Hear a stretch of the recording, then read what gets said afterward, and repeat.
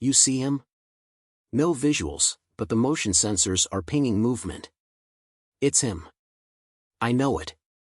The Olzari strike team moved cautiously through the ruined city, weapons raised, scanning the eerie silence of Trellis 6. The once thriving colony was nothing but a smoldering husk now, its streets littered with charred alien bodies, their own kind. Why do we even need 5 of us for one human? One of the soldiers muttered under his breath. It's just an animal. A feral species. We wiped out thousands of them. Then why are you shaking, soldier? Vorkash Sitha's voice was a low growl. He wasn't in the mood for stupidity. His hands tightened around his disruptor rifle as he scanned the crumbling buildings. Stay focused. If you underestimate this one, you die. A sharp clunk echoed in the distance. The squad froze. Contact? Could be the wind. There is no wind on this planet. Then came the laughter. Low, guttural, and wrong. Oh, you poor bastards, the voice echoed between the crumbling ruins. You really think 5 of you is enough? Vorkash felt the cold grip of dread settle into his chest. It was one thing to hear the rumors, it was another to be in this position, to be hunted. Fan out, he ordered, voice steady. Weapons hot. Anything moves, you burn it to the ground. They spread into a tight formation, moving in perfect sync, their helmets scanning for thermal readings. But no matter where they turned, the human's voice seemed to slither from every direction. I killed the last squad in 27 seconds, the voice continued, lazy and taunting. Think you can beat their time? The soldier to Vorkash's right flinched. A small movement. A small mistake. A blur of motion. A shadow dropping from above.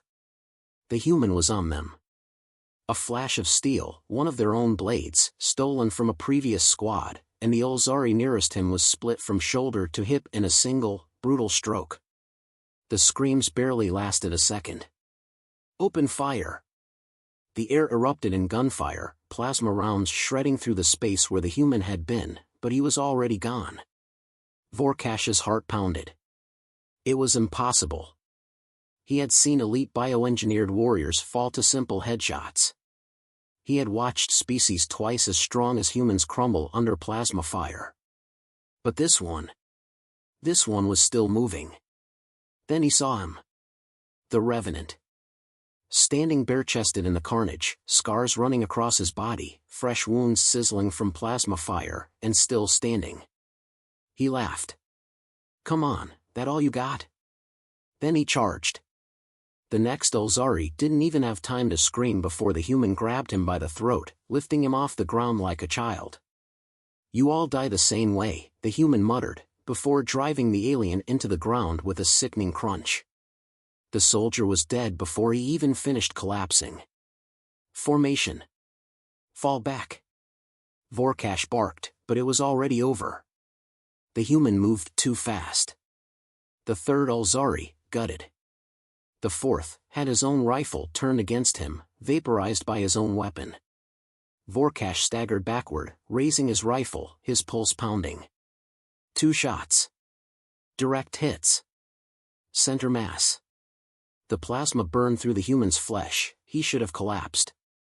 Should have been twitching on the ground in a pool of his own blood. Instead, the bastard grinned through his own agony. Oh, that one stung. Then he kept coming. Vorkash fired again. Again. Again. The shots landed, but they did nothing. The human was on him now, hand clamping around his wrist, twisting, breaking.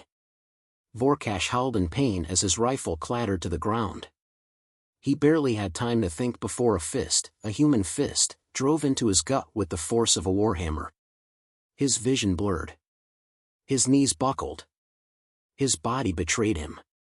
You still breathing? The human crouched down, head tilting. That's good. I need one of you alive to send a message. Vorkash spat blood, gasping. You aren't a soldier. You're a monster. The human smirked. No. I'm just pissed off. A hard boot connected with Vorkash's skull, and his world went dark. When he came to, he was alone. His squad? Gone.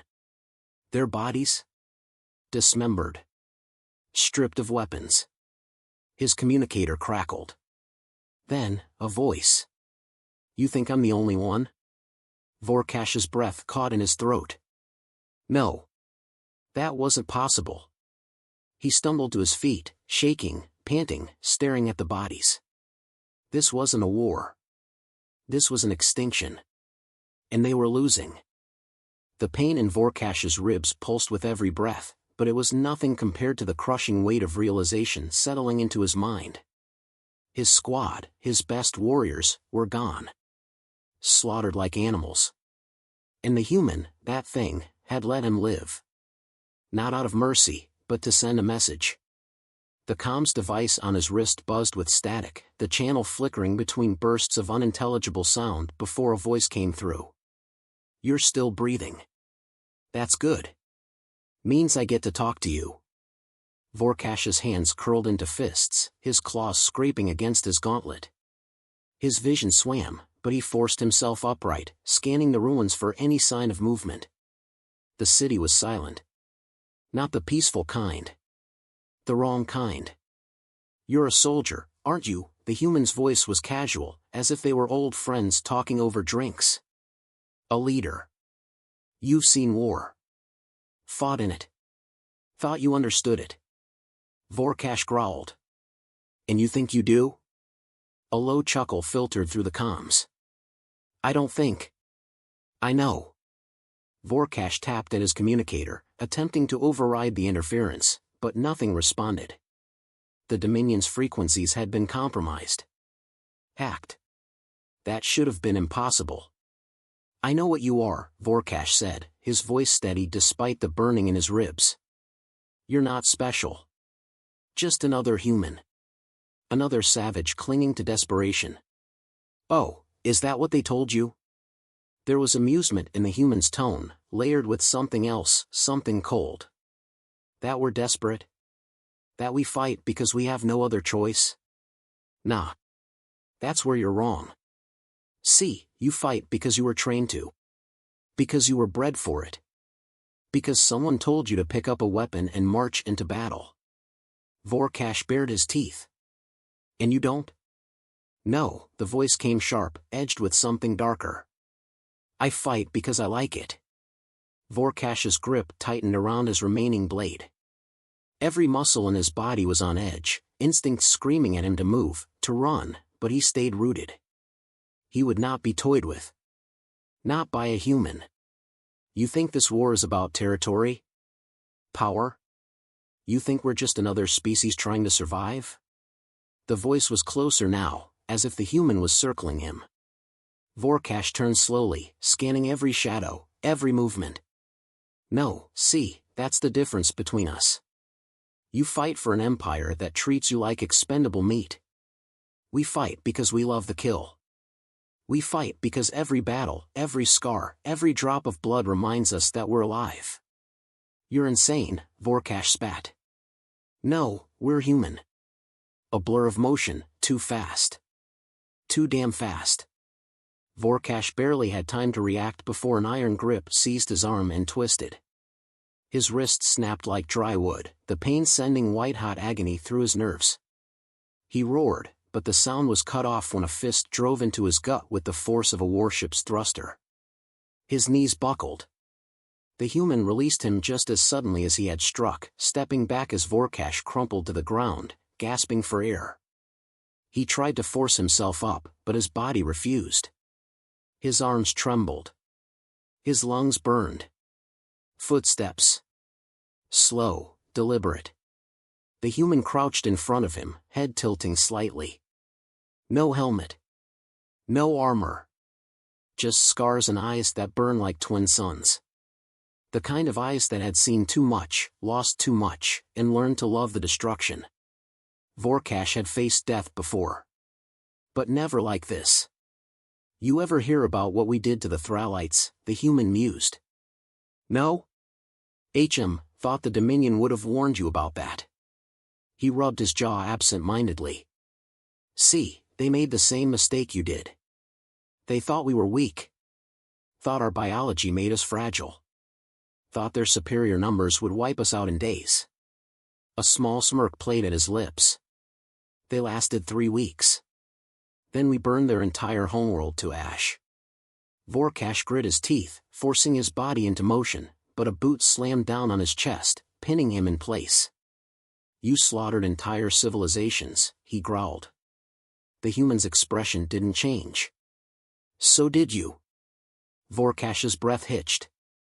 That's the part you don't get, isn't it? The human murmured. We're not different. We're not some anomaly. You don't fear us because we're weak. You fear us because we're just like you. The realization hit like a bullet. The Dominion had always told them that humans were lesser. Inferior. A race barely worth extermination. But this? This wasn't inferiority. This was something else. Something far worse. The human leaned in, voice dropping to a whisper. Here's the real truth, soldier. You think you're predators. But us? He grinned. We're the monsters that eat predators for breakfast. Vorkash saw the strike coming, but he was too slow. The fist crashed into his skull with the force of a collapsing star, and everything went black. The static returned, flickering through the Dominion's high command channel. A transmission.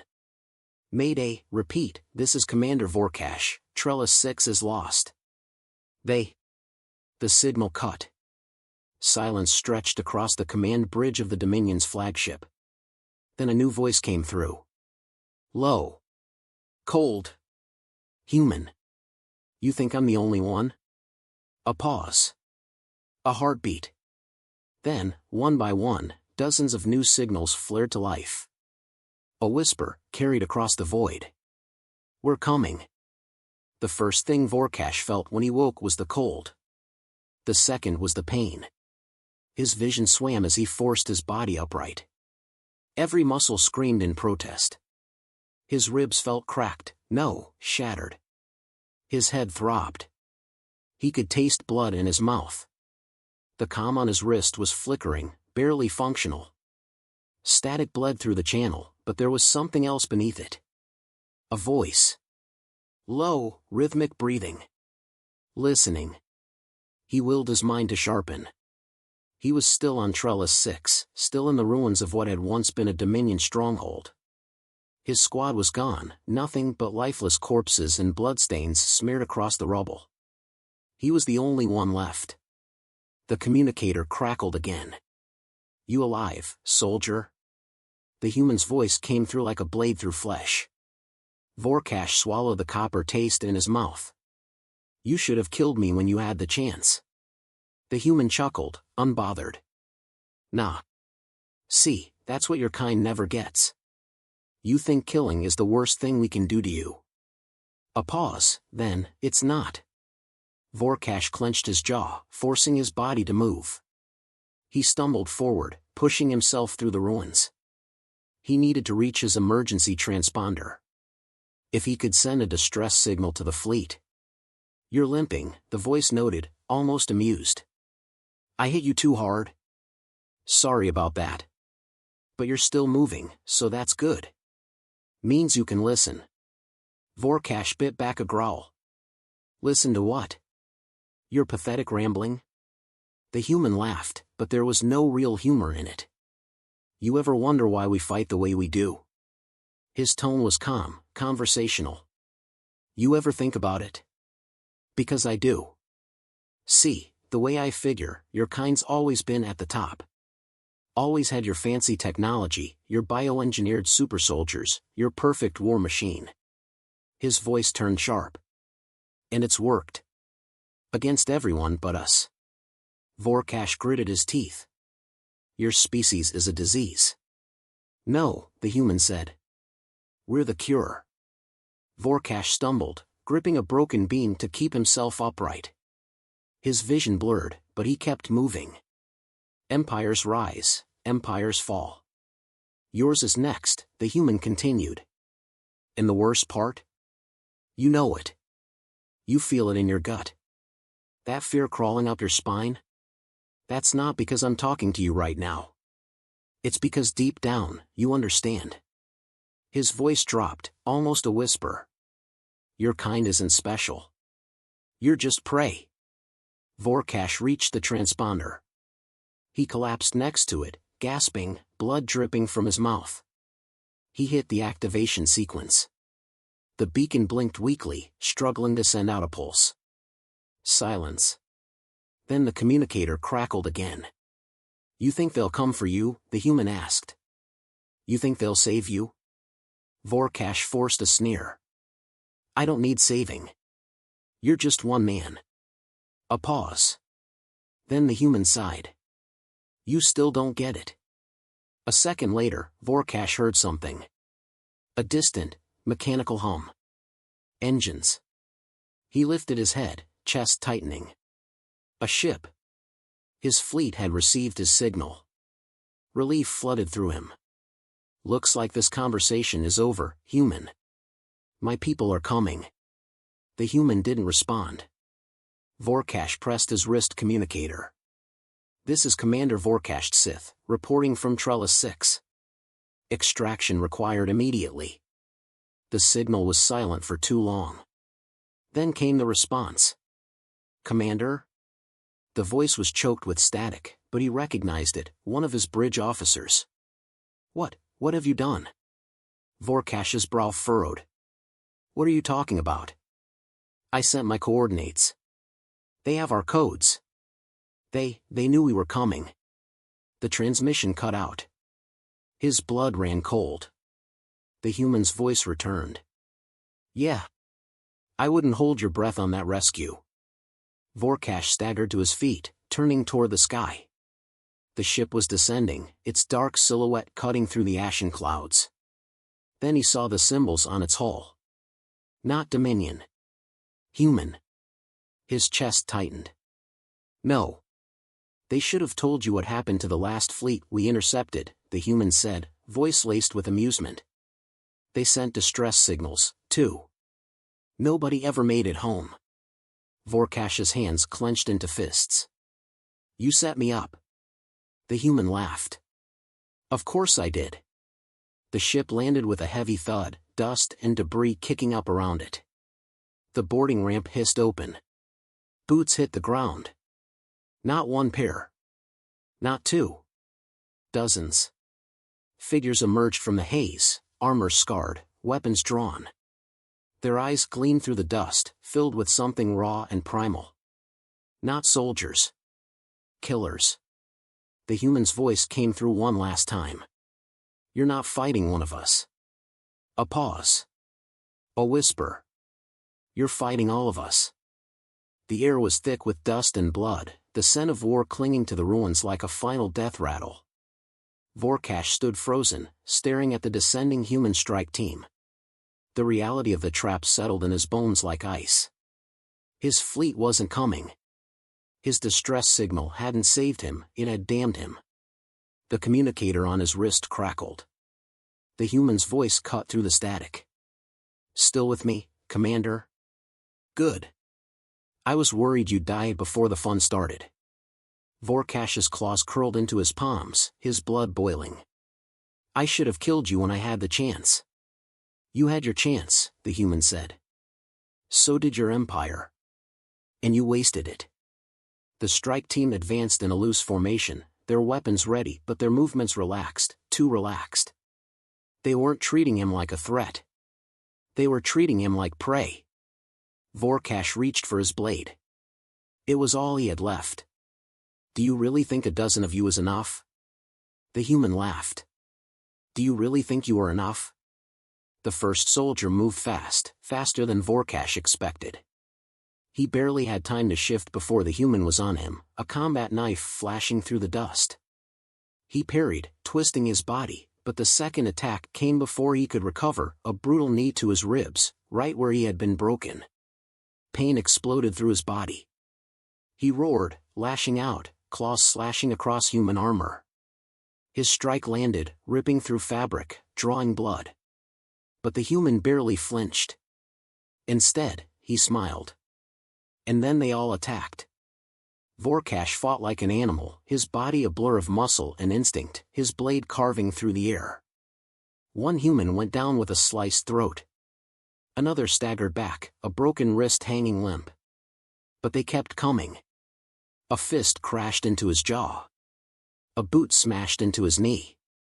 A knife buried itself in his shoulder. His vision blurred, his body failing him, but his mind refused to yield. He was a warrior. A commander. An Ulzari. He would not be brought down like a wounded animal. Vorkash snarled and lunged at the nearest human, driving his blade deep into their gut, twisting it viciously. They collapsed, choking on their own blood. Then something cold pressed against the side of his skull. The barrel of a gun. The human's voice was closer now. Right behind him. "Nice try," he said. The gun fired. Vorkash's body jerked as the impact sent him sprawling onto the cracked ground. The pain was instant, sharp, burning, a clean shot through his lower abdomen. Not fatal. Intentional. He coughed, his own blood filling his mouth.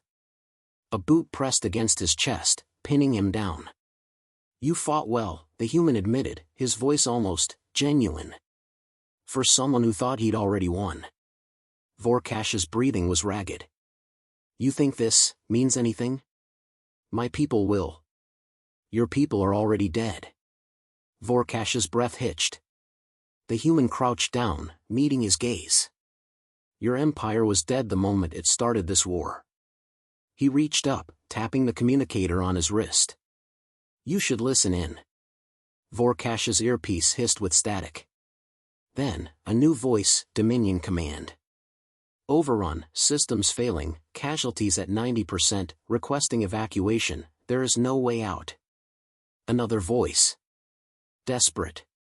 "We cannot hold, repeat, we cannot." The signal cut. Silence. Vorkash stared at the human in horror. "No." "Yeah," the human said, standing up. He looked down at him, expression unreadable. "It's over." Vorkash refused to believe it. "My people are gone." The human's voice was calm, but final. "You spent your whole life believing you were the apex predator. The top of the chain. And now?" He shook his head. "Now you know how it feels." Vorkash clenched his jaw, every instinct screaming at him to deny it, to fight, but the war was lost. His fleet was ash. His empire was collapsing. And the humans were still standing. His chest rose and fell, slow, labored. "What now?" he rasped. The human considered him. Then he smiled. "You tell the rest of them," he said. "Tell them what happens when you try to break us." He leaned in, voice dropping to a whisper. "Tell them what happens when you think humans will stay down." Vorkash stared into his eyes. A predator's eyes. And for the first time in his life, he felt afraid.